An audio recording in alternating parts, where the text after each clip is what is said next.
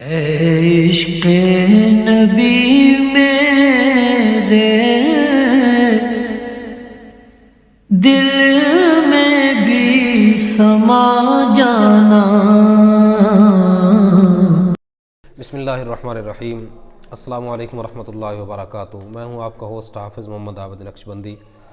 تمام ویورز کو یہ کام کی بات میں خوش آمدید۔ احباب ذی وقار، آج بات کرتے ہیں جو موجودہ صورتحال ہے ہمارے ملک کی، اور اس صورتحال کی وجہ سے مسلمانوں کا کتنا نقصان ہوتا ہے۔ تھوڑا سا ہم پیچھے تاریخ میں جاتے ہیں۔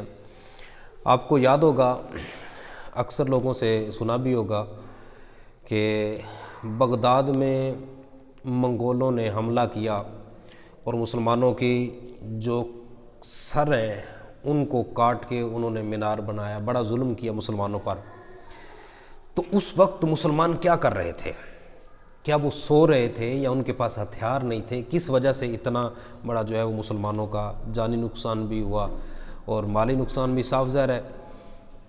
تو اس کی وجہ کیا تھی؟ اس کی وجہ یہ تھی کہ جب منگول تیاری کر رہے تھے جنگ کی تو مسلمان آپس میں بحث کر رہے تھے، ایک دوسرے کے ساتھ بحث اس وجہ سے کر رہے تھے کہ ایک کہتا تھا میں ٹھیک ہوں، دوسرا کہتا تھا میں ٹھیک ہوں۔ بس یہ خود کو ٹھیک کہلوانے کے لیے دلائل دیے جا رہے تھے، آپس میں بڑی جو ہے نا گہما گہمی ہو رہی تھی کہ میں ٹھیک ہوں تم غلط ہو، وہ کہتا تھا میں ٹھیک ہوں تم غلط ہو۔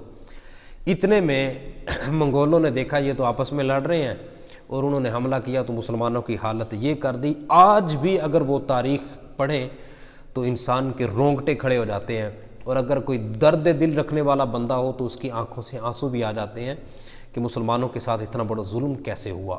اور اگر دیکھیں موجودہ صورتحال کو تو سیم حالت ہماری وہی ہے جو بغداد میں اس وقت مسلمانوں کی تھی۔ کیسے؟ عوام کو دیکھو تو وہ باہر لڑ رہی ہے، اور اگر ایوان کو دیکھو تو وہاں وہ ذرا لڑ رہے ہیں۔ کتنے افسوس کی بات ہے۔ اب جب ہر بندے کا، ہر مسلمان کا موقف یہی ہے کہ آقا علیہ الصلوۃ والسلام کی ناموس پر دوسری رائے نہیں، تو جب دوسری رائے نہیں تو سفیر کو نکال دو، کیا کرو گے اس کا رکھ کے؟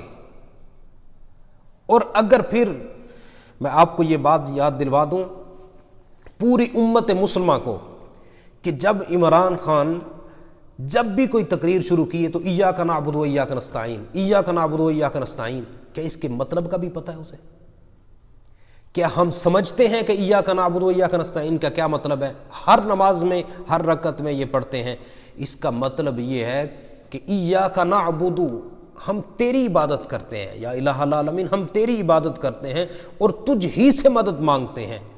تو جب رب سے مدد مانگتے ہیں ایک رکعت میں ایک بار یہ لازمی ہے کہنا، اور 5 وقت نماز فرض ہے، 5 وقت بندہ یہ تکرار کرتا ہے، زبان سے کہتا ہے کہ یا اللہ ہم تیری عبادت کرتے ہیں اور تجھ سے مدد مانگتے ہیں، اور جب اس کا باری آتی ہے جب پریکٹیکل زندگی کی تو پھر وہ کہتا ہے کہ اگر یورپ کے ملکوں نے ہم سے قطع تعلقی کر دی تو ہمارا کیا بنے گا؟ ایمانداری سے بتانا، میں کچھ نہیں کہتا، آپ اپنے ضمیر سے پوچھیں کیا ایسا نظریہ رکھنے والا بندہ جو ہے وہ اس کا ایمان کتنا ہوگا، وہ کس لیول پہ کھڑا ہے؟ میں قرآن مجید فرقان حمید سے آپ کو بتاتا ہوں کہ اللہ رب العزت نے بنی اسرائیل کا ذکر کیا۔ آپ کو پتہ ہے کہ بنی اسرائیل پر فرعون بڑا ظلم کرتا تھا اور ساری طاقت جو ہے وہ فرعون کے پاس تھی۔ بنی اسرائیل کے جو لوگ تھے وہ صرف وہ غلامی والی زندگی گزار رہے تھے۔ اسرائیل کی طرف جب بھیجا تو حضرت موسیٰ علیہ السلام نے اپنی قوم سے کیا کہا، اور آپ کو پتہ ہے بنی اسرائیل کی حالت اس وقت کیا تھی؟ وہ بالکل فرعون کی غلامی والی زندگی گزار رہی تھی۔